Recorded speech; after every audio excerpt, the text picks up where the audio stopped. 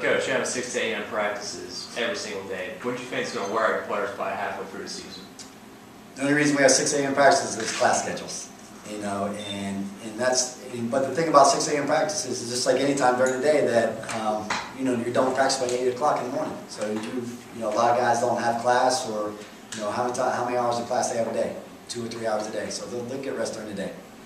And, John Chaney, who's a great legendary coach at Temple, he had 6 a.m. practice every day. And I know a couple of years they were very, very good. So I'm not worried about wearing my players out. Yes? How are the team transitioning from how they trained in the past to now? Because it's a big transition. I think so. And again, I'm not sure what Coach Ondeko done in the past. I know what I do. And only speaking with the players, and I'm sure people speaking to the players, is that, practice goes very quick. Next thing you know, it's 2 hours. So we go, there's not a lot of rest time. Not a lot of rest time, but there's a lot of fundamental work going on.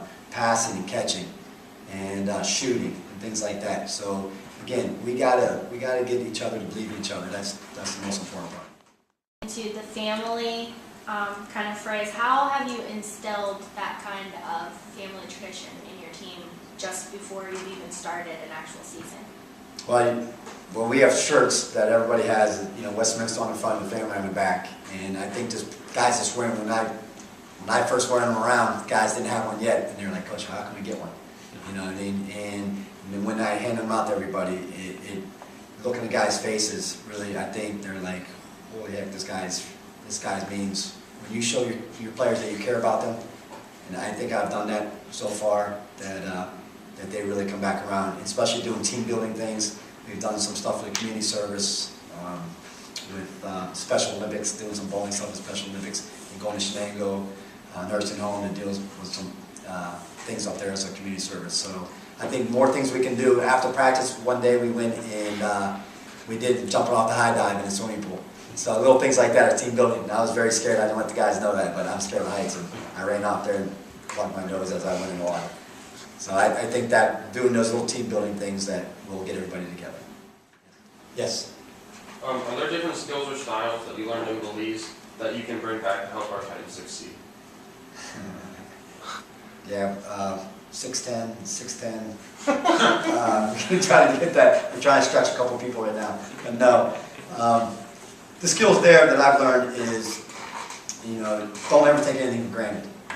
Sometimes, especially when we first started the university program there, we've had 1 or 2 balls. One was half pumped up. You know what I mean? There's no nets on the rims. And people took that for granted. Here, we take that for granted. The college gym that I first started out at the University of Belize was cement. It wasn't a wooden floor. It was a cement floor. And for myself, I tell guys to dive on the floor. It was painted. It looked really nice painted, but it's still cement. So guys are getting up. And I think bringing that back to telling the guys, don't ever take anything for granted. I think that'll help out in our success. Already since Coach Siroki has been here, how is the Titan athletic community, as far as faculty, people who work at the field house, how has he affected our employees? I think very positively. Everybody has been excited. Kevin's done a great job of going around and introducing himself to people. A lot of people knew him, but those who didn't, he's done a great job of going around and introducing himself and making himself available. I just heard the other day from a student on our men's tennis team that the women's tennis team was so, I don't want to say excited is probably not the right word, but surprised that Coach Siroki was down watching a women's tennis match, and they really thought that was really cool. And it showed his interest in other programs and the student athletes and so forth. So I think that's a real positive influence. Probably the other thing I've heard, maybe a little too much, is that he reminds a lot of people of Tim McNeil, and they think he even looks like McNeil and walks like McNeil some. I've heard that. And I said, well, they grew up about 5 minutes from each other, I think, and a little different age. There must be something in the water at Mineral Ridge, maybe perhaps. But we have all the confidence in the world of Kevin being able to do things with the men's basketball program that Coach McNeil has done with the track program. So I think that's a great compliment to Kevin and a great compliment to Tim.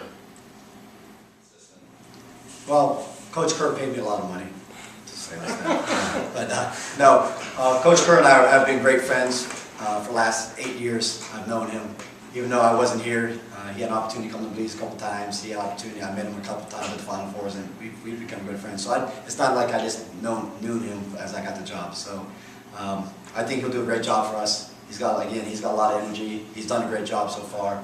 I think he does a pretty good job of recruiting as well. He knows the area, and unfortunately this year we're going to bring back Booker Newberry as a part-time assistant. Unfortunately with his job situation, that he won't be able to help us this year.